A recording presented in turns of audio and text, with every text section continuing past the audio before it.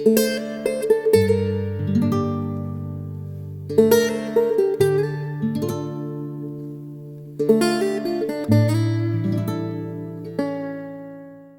you wanted a simple way of summing me up, one is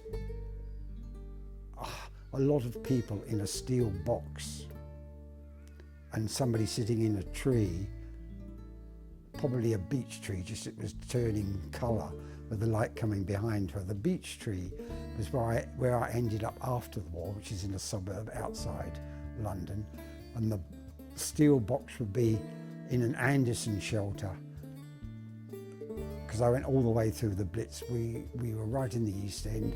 The whole area was totally, bombed to bits. And I did that part of which is the fear ball, which is, looking out or living in a room with all the windows taped up, hearing sirens wailing, then all clear, and you could going down into the underground railway stations for shelter, and then finally getting put on a train. My brothers had already gone. My parents couldn't send me away because I was too young, with a little box which was your gas mask with Douglas Chambers written on it. When I was a very small lad, let's say 10 to 12 to 13, I went to a school where there wasn't any art. There wasn't a great deal of art anywhere in England in those days, let alone in the schools. There wasn't much outside of it.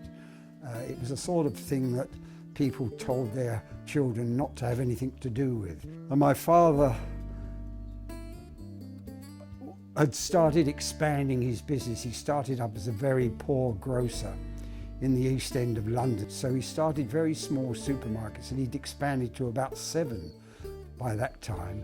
His success meant that my 2 brothers went into the business and he was left with me doing nothing. So he took me down to the local art school, and I went on from there. That was doing what was called a national diploma in design, which meant I did a bit of anatomy, a bit of architectural drawing, a bit of sculpture, and 2 main areas, and one was painting, mainly life painting in those days. You had a model and you painted the life painting. And the other one was ceramics. When I was a student, I was like 20 when all the American flood of art came into England. I even went to a Francis Bacon one once. Somebody luckily got an entrance ticket. There weren't any catalogues and things like that. And there were these guys in sort of Ivy League suits handing out these great big glossy catalogues. And we thought, gee, but I was 20 or 19 at the time. Isn't this fantastic? Look at all this glorification of the artist that these people are putting on. So we swallowed their art as well as as we do with most things from America, their packaging was part of the thing, but when you opened the packet, there wasn't much inside. Well, apart from a few people. So at one time I did paint fairly restrictive, simplistic, abstract paintings. I obviously didn't want to do that for the rest of my life, but some people did, and they probably got quite good at it.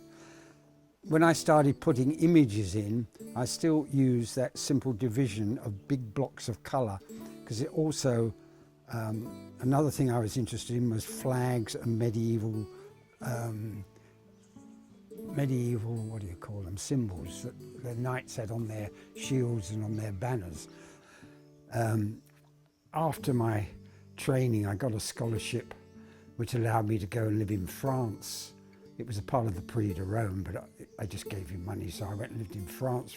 But I'd already hitchhiked all over Europe, Spain and most of the French major art areas.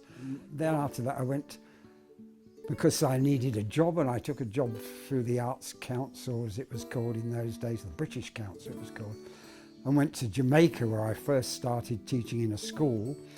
Then I met an African, an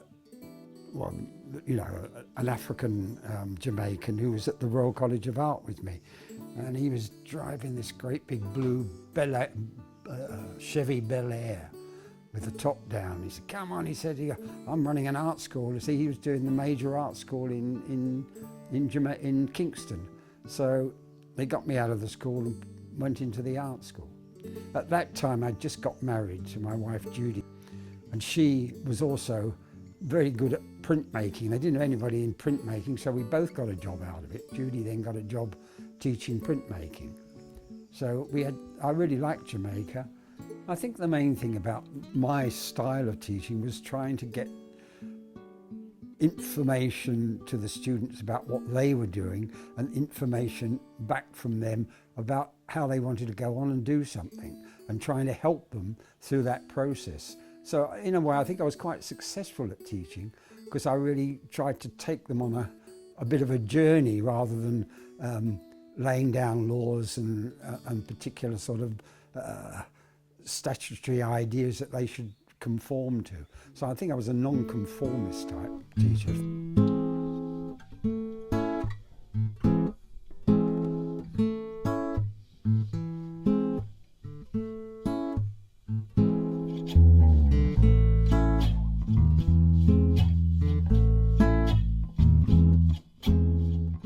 Most of my things, I can see them before I do them, sort of. Not complete, but if I've got an idea and it's about something here and something there, I can always dial them up in my head and actually see them the way that camera's seeing my face at the moment. Not all finished and complete, but I've got a pretty rough map of what's going to happen. I think it's multi things that happen. Can be through reading and looking at things that even illustrations or newspapers and things like that. I think a painter I quite like, Francis Bacon, there were some strange, he did strange paintings, you probably know them, most people do, but they're all very distorted and twisted, but in a lot of them there were these strange white figures with little white hats on, pointing their finger in a very sort of menacing way. And somebody said, what are those? He says, they're Australian cricket umpires. And that's what you have to be told that that's what they are, but that's where they started from. He said, I spend most of my time looking at pictures in what he called the sporting papers. So you get ideas in different ways. Most of them are visual. If I live in the country, it might come from the country. If I'm on a train, it might be from when I'm on a train. If I'm reading a book about something, it may be from a book. So lots and lots of ways. Well, you get to a certain point in the painting where you've got an idea in your head and you think, oh, this is going to go there, that's going to go there, that's going to go there. And then suddenly it doesn't. And you think, well, perhaps that should be there and that should be there and that should be there. So really you sort of, it's a playful thing as well. You play around with them. Sometimes they just go straight forward. So there are lots of things that visually sort of pop up when you're looking at things, and lots of things that are in your head before you even start the painting. And sometimes I do 2 or 3 paintings, and I do one, gets so far, and then I start another one, it gets so far, and I look back at them and I say, oh, that one's better than that one, I'll take a bit of this one into that one. So I change them around as I go along. I look at lots of archaeological books and things like that, and I've got a fairly good visual memory of lots and lots of things that I've looked at. You then try to resolve some of that in a visual way. That means that it's visual to you and visual to the people that look at it. But also, as you go along, things change. They get mixed up and then you bring them all back together and then you throw them all away again and bring them back. So it's a constant milling over of an original idea. In the tree park in Balingup, there's a beautiful willow tree. It used to be, really arched over and touching the floor, and you had to sort of push your way through it. So that's where, and I thought, well, that's it, that breaks up that form and it gives you a layer of looking through at something and brings you into the painting more than if it's just sitting there absolutely starkly. And this is my friend George Braque, who I say I went unsuccessfully to see, trudged to his studio, and somebody said, well, he's always there, he's always there. When I got there, he wasn't there, and he wasn't going to be there again for 6 months or something, so I found out, so I never actually got near him. And I used just a cut-out figure of what I called Braque's last walk, in that I got a photograph of it. It was just a picture in a book, and it was a picture of Braque walking down this country lane in France.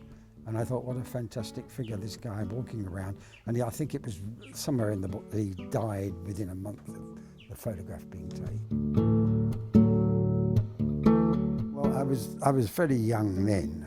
I was, 4. And then I got evacuated, as I say, 5 times. I'm a fearful person, and I think that's what caused it. I think that was listening for doodlebugs or listening for sirens.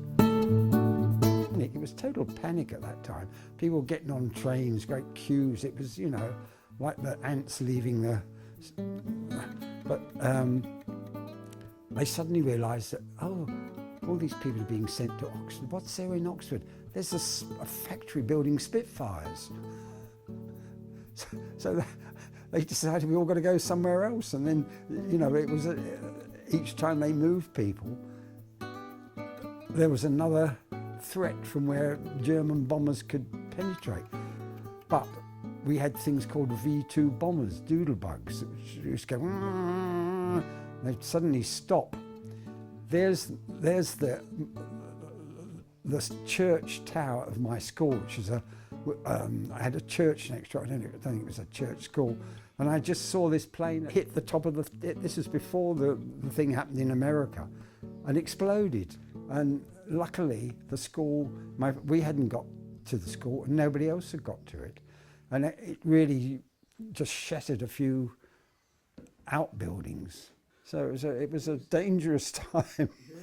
So I think I was stamped with fear written on my forehead, and it's only when I'm in probably more bucolic surroundings that it doesn't affect me so much.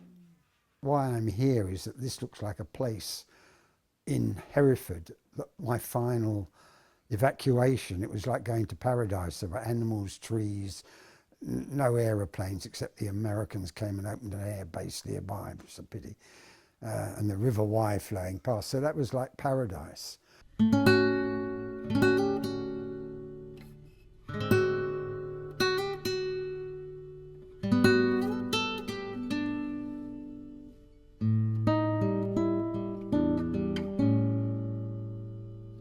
I can remember going into the National Gallery in England. They had lovely big leather, I don't know what's that like now, big leather, like divan type armchairs. And you could sort of lay back in like that in front of a huge painting by Raphael or, you know, Poussin or somebody that you really wanted to look at. And you could just sort of, you know, take it easy, even sit and read a book and then look up. And it was a wonderful way of looking at things. I think stillness and a certain amount of sort of detachment is from all this kind of bombardment of imagery might do people a lot of good, that they can actually look at things with a little more leisure. In earlier paintings, I used to what's called push the paint around and let it kind of, you know, change things. As I've got older, the paintings have got more. It's a bit like Matisse ended up cutting up bits of paper, and that was some of the greatest things he ever did, was cutting out his so-called papier collages. That was just a way of resolving where he was in time. In time, he was a sick man sitting in a wheelchair with 2 gorgeous lady assistants picking all these things up, and he would say, pin it up there, pin it up there. There's a good film of it, but I haven't got quite to that. Unluckily. Not the talent, not the young ladies, and not the wheelchair yet.